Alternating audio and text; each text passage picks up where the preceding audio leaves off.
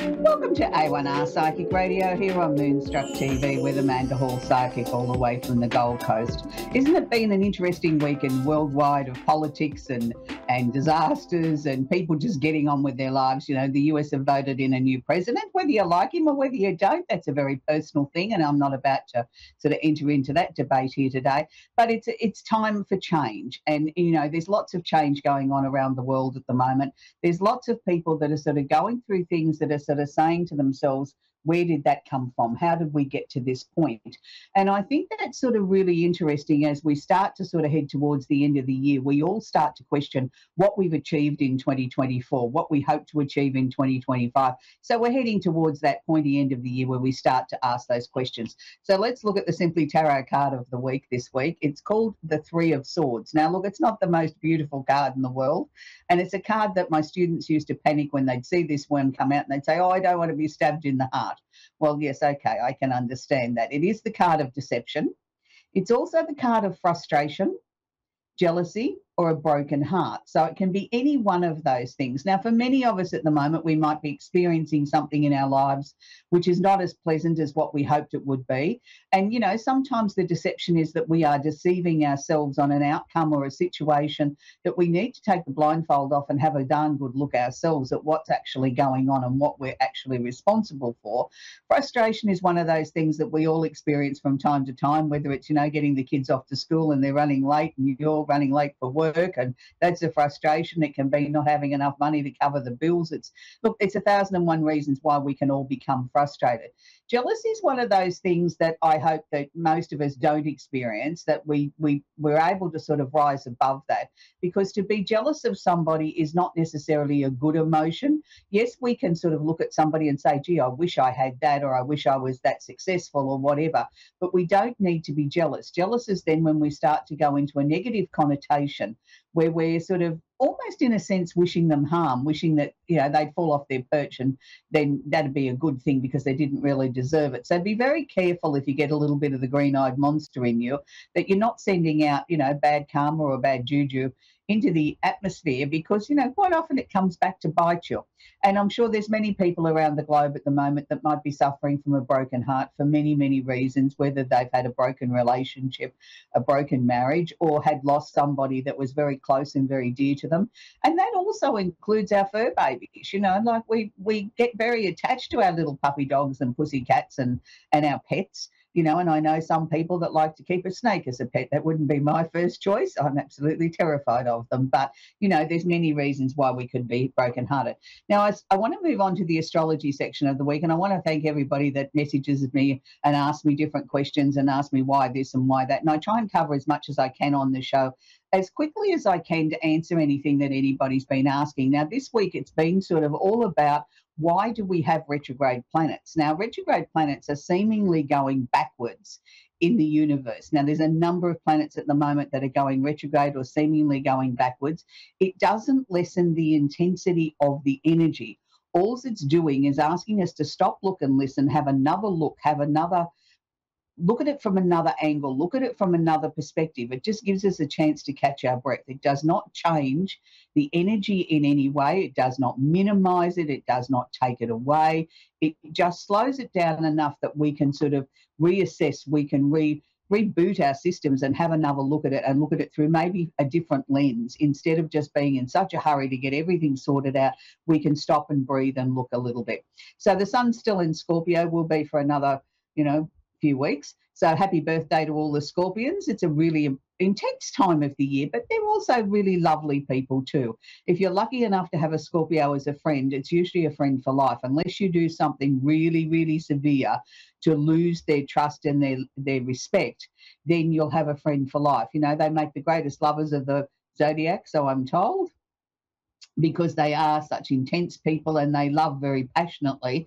And if they really love somebody, they really do love with all their heart and their soul. And usually it's love of a lifetime. Whether they stay with that partner or not, that person is still in their heart for the remainder of their life. They can also not love you so passionately too. So if you really cross a Scorpio, watch out for that sting in the tail, because you really will cop it. So happy birthday again to all the Scorpios. Now, we have Mercury, the planet of communication, is sitting in Sag at the moment. Now, Mercury feels very comfortable in Sagittarius because Sagittarians are a bit bright and breezy and free and easy and love adventure and love to travel and, you know, very interested in politics and religion and all the subjects we probably shouldn't talk about, and ask them. They'll have an opinion on something. I know because I'm a Sag. And, you know, and I did when I was much younger love to debate things like politics and religion. As I've got older, hopefully a little bit wiser, I don't tend to sort of enter into those subjects as much anymore because everybody's entitled to their own personal opinion. And what I believe in is not necessarily what you might believe in, and neither one's right or wrong. So with Mercury in Sagittarius at the moment, it's a time where we can sort of really sort of explore our mind, no matter what your star sign is. Yes, of course, it really intensifies with the fire signs, which is Sagittarius, Aries, Leo, and the opposite sign of Gemini. But it's washing over all the signs that we can really sort of start to have some really detailed, in-depth, serious conversations. If there's something that needs to be explored or looked at or talked about, or go and talk to somebody and get a different perspective, then now is the time, because Mercury here in Sagittarius allows us or enables us to be able to think outside the square a little bit, to sort of maybe take on board someone else's opinion. We mightn't agree with them at the time, but then as we go away and we think about it and we look at it, we say, oh yeah, that's got a bit of merit, or I can see how that would work, or no, that's not right for me. So it's a time of really big higher mind sort of stuff, and really trying to tap into our own intuition or our own gut feelings. I think that's really important too. Too many of us say, yeah, I listen to my intuition, but we don't.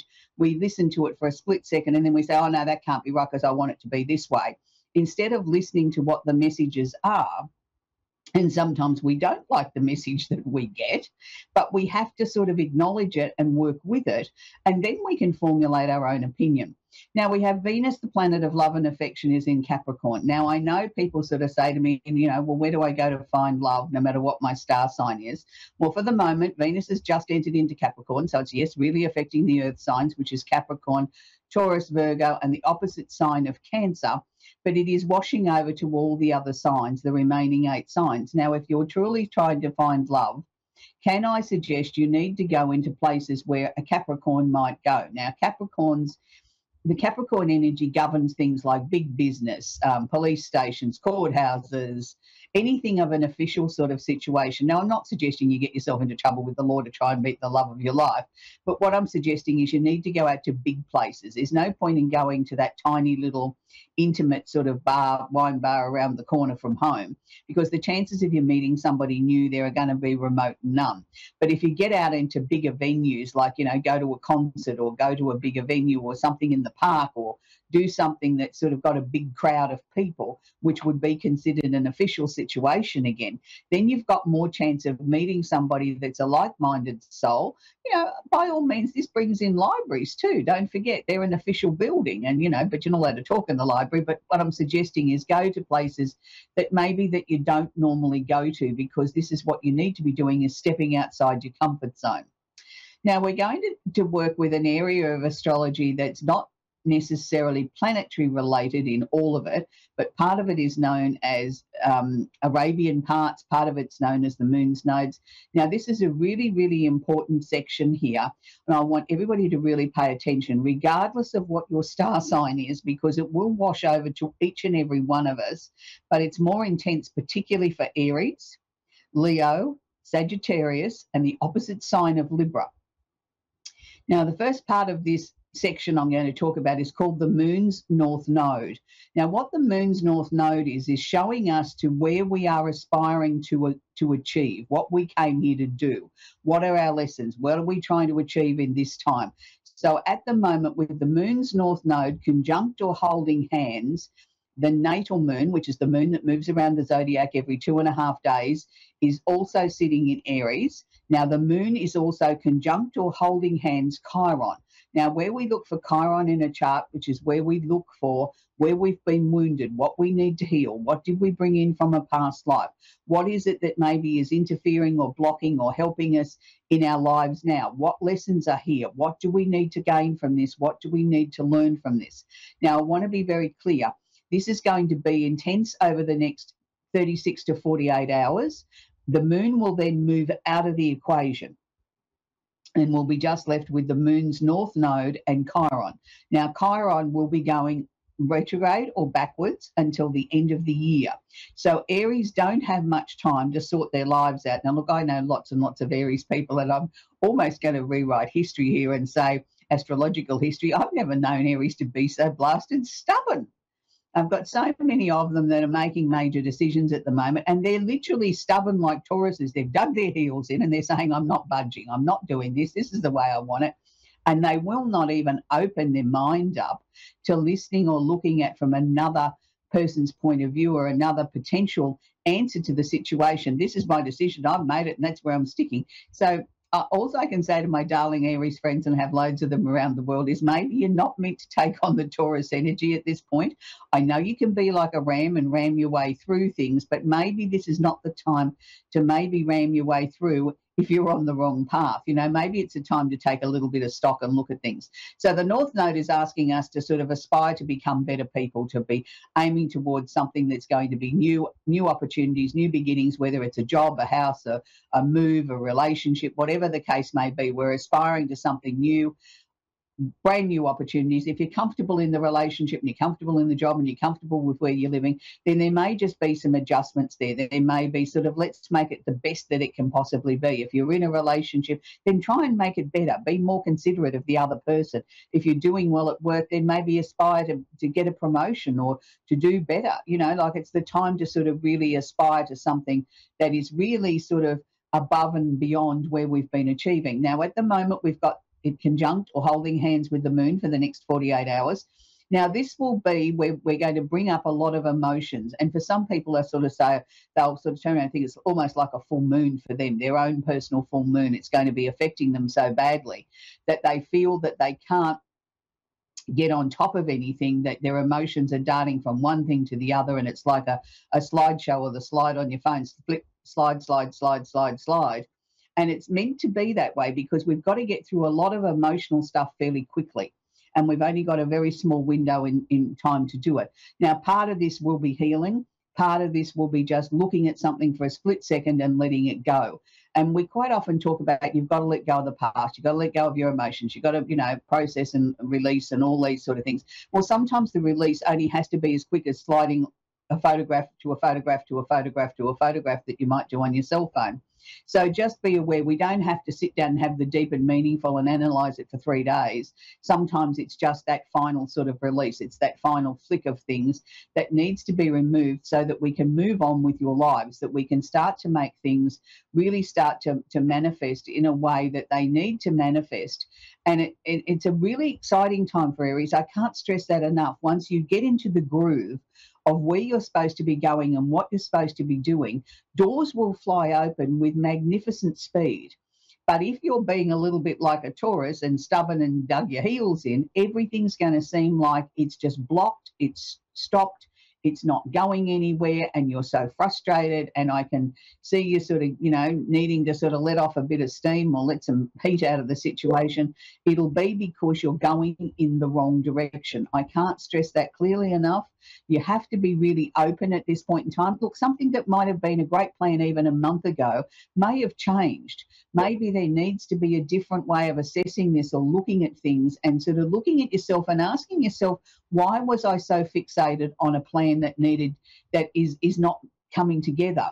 What's the reasons behind that? Was that the reason to just get me thinking and get me looking at things in a different way, that I had to have that plan and that dream and I was focused on that and I was working towards that, and now I sort of see, well, hang on a minute, that just got me out of a rut. Now I can look at other alternatives and other potential things that are coming up in my life. We still have Pluto and Capricorn. I've been talking about Pluto and Capricorn for every show I've done in the last 7.5 years. But this is really important because Pluto will only be in Capricorn for a bit over another week. He moves out of there on the 19th of November. So we need to be very, very aware. Now, regardless of what your star sign is, but it will really be affecting Capricorns, Tauruses, Virgos, and the opposite sign of Cancer. It is washing over all of us.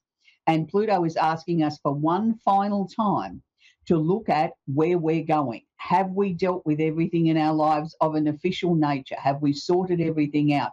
Have we looked at everything? Have we discussed the things that we need to discuss with important people? Have we learnt the lessons? Because Pluto's lesson here is, I will bash you around the head with a piece of 4x2 timber if you do not listen to me. So we have a week to get this right. If there's something that you haven't dealt with, you haven't looked at, you haven't sorted out, then Pluto will be there to sort of ask you to look at this. So it's really, really important. I can't stress it enough. Pluto will not be back here in our lifetime, won't be back in Capricorn again as a transit for over 220 years. So it's a very important thing coming to an end after over 20 years of being there, dancing around, disrupting our lives, no matter what your star sign was. Now he's about to move on. Finally, I want to wrap up with Jupiter in Gemini, and Jupiter is also retrograde and will be there till about February 2025. So Jupiter is sort of bringing opportunities and bringing ideas to all of us, but particularly for the air signs, which is Gemini, Libra and Aquarius, and the opposite sign of Sagittarius, but it's washing over everybody else too. So Jupiter's bringing expansion and opportunity, and that can also bring expanding waistlines if you're sort of nibbling on things that, you know, too much indulgence, and particularly as we head to the Christmas season, that people tend to attend parties and we tend to eat a lot more rich food and things that we don't normally eat. Then sort of plan your day. You know, if you know you're going to a party, then, you know, be a little bit kind to yourself and just have something light, something fruity or something like that during the day, so that then you can indulge of a night at the party and not feel guilty. So it's a really important time that there is opportunities there for everybody, every star sign. It's a matter of how they manifest and how we grab these opportunities. Some people will find that they're really easy to sort of latch hold of and to sort of manifest and bring forward in their lives. Other people will find that it's sort of just a little idea that they have to look at and sort of look at and say, oh, yeah, maybe. Over time, it may grow, it may manifest into something else. It's a time of bright new ideas. So can I suggest have your cell phone next to you, or a pad and pen or something like that at all times with you, so you can jot these ideas down, and then when you've got a little bit more time, you can go back and explore it and sort of decide then whether or not it's something that's worth pursuing. So it's a time of great opportunities for many, many people. So we're going to take our first caller, which is Keith in Vicksburg in Mississippi. Are you there, Keith? I'm doing good. That's good, Keith. How can I help you today? Do you have a question I can answer for you? I was just wondering if I can get in touch with my dad from the spirit world. Right. Okay, Keith. Look, I can't promise that in such a short space of time, but I'll do my very best. Is there a particular area of life that you wanted Dad's help on? No, ma'am. Okay. All right. So when your dad was with us, was he a man of very few words? Because I've got a man coming forward that doesn't say a lot. Is that your dad? Yeah, that was him. Yeah, he just sort of nods a lot, you know, like as if he's thinking a lot, but he doesn't sort of. It's not that he doesn't have an opinion. I don't want to say that. It's just that he didn't voice that opinion unless it was necessary. You know, he wasn't a man that sort of wanted to be real chatty. He wanted to just sort of like sit back and study the goings on of people doing this, that, and the other. And quite often he had a smile on his face, or half a smile, and you sort of think, I wonder what he's thinking, you know, as he's watching somebody go through something in life, but he didn't voice his opinion. He had many opinions in his mind. What he's sharing with me is that you're coming up for some major changes in your life. So has 2024 been a year of change for you, Keith? Okay. Has there been a few changes this year? Things that you've been working on, things you're trying to bring to a conclusion? Yeah. Yeah, because that's what Dad's showing me, is if there's endings, change, transformation there. And he's telling me that you just got to pace yourself, you know, like don't go too fast. Was he not a man that did anything with great speed? Was he like to sort of pace himself in life, did he? I don't know.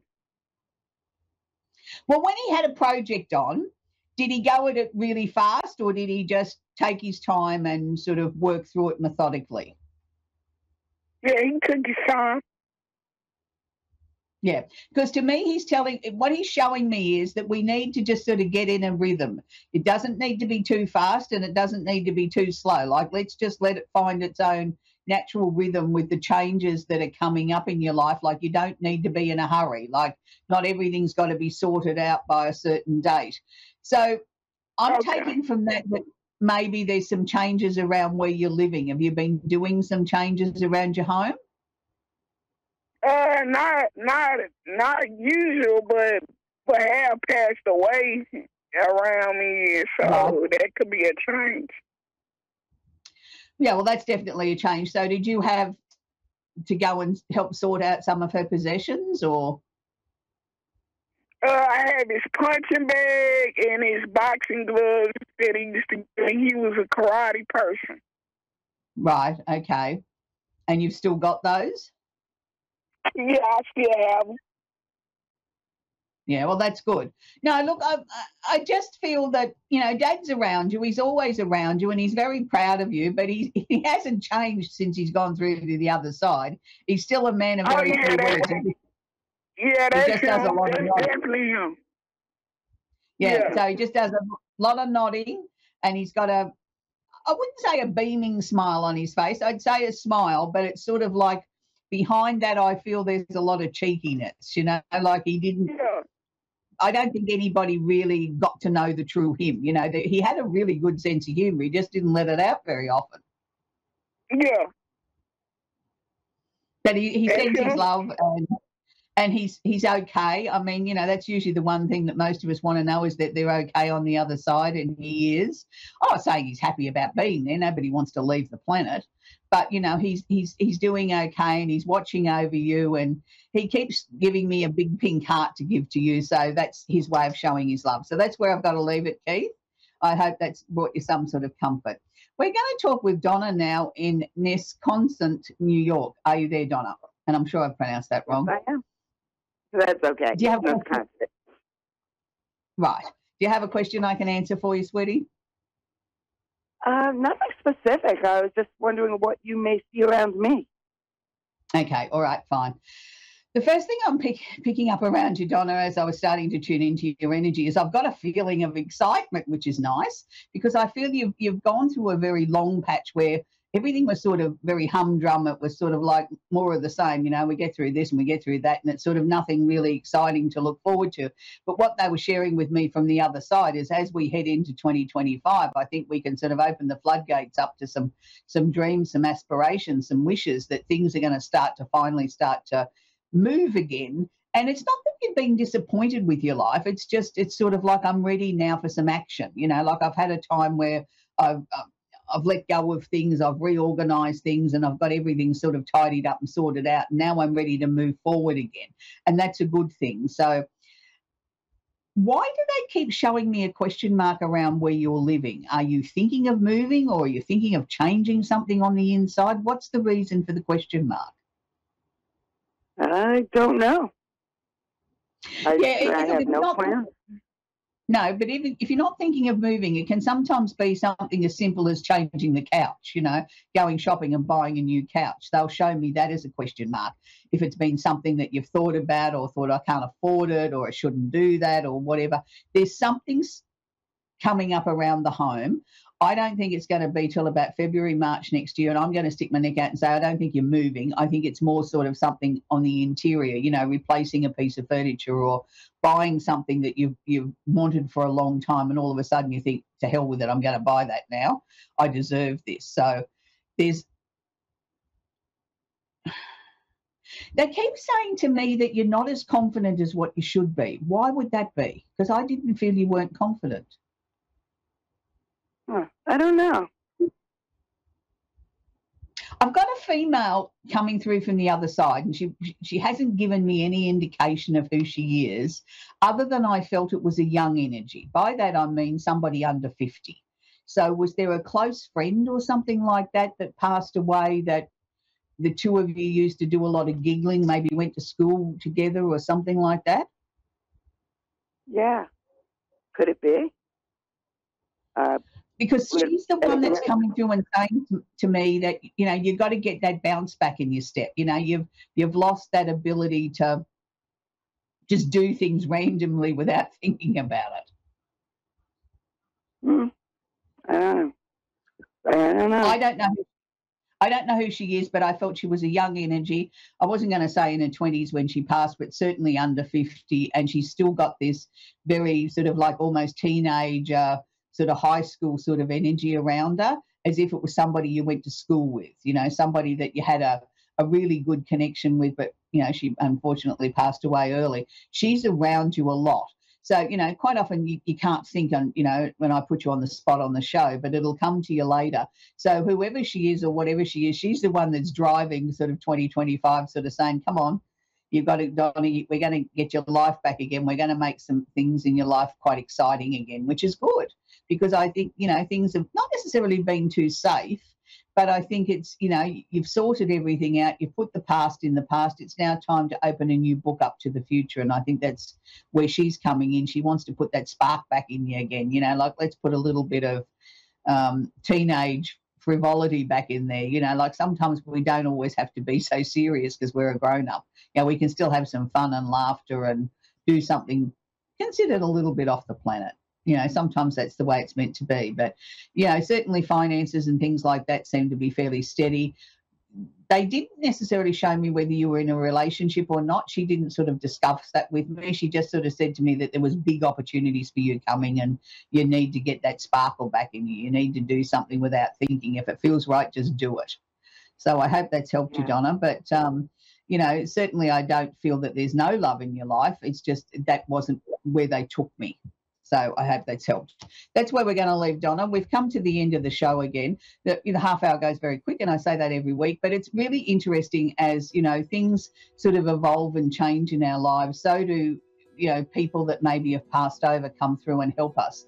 And it's not always, you know, the people that we think that we're closest to as our parents, our brothers and sisters or our relatives. Quite often it can be a friend, somebody you went to school with, somebody you mightn't even, you know, have thought about in a long time can step in and sort of say, hang on a minute, I'm coming in to shake up your life. You're becoming a bit dull and boring and I want to, you know, shake your life up a little bit in a positive sort of way. So, you know, look for signs from people that have passed over that may not necessarily have been relatives, but somebody that you were close to.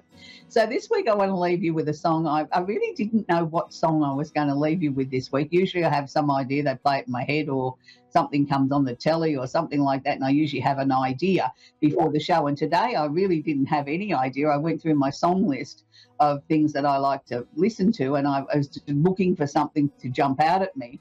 And I suppose I had about 4 or 5 different possibilities, and then this one particular song jumped out at me, and I thought, that's it. That's the song for the week. It's called My Life by Billy Joel. And it was sort of like, you know, we all have an opportunity to live our lives our way.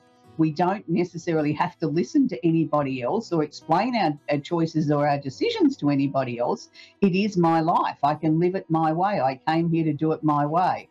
And I think that's really apt for the times at the moment, that if everybody starts to sort of say, I'm living my life my way under my rules in my way, then it will be my life. And I'm the only one that I can blame if it doesn't go the way I want it to. And if it goes great, that's terrific. It's my life. Until next week, enjoy Billy Joel. Bye for now.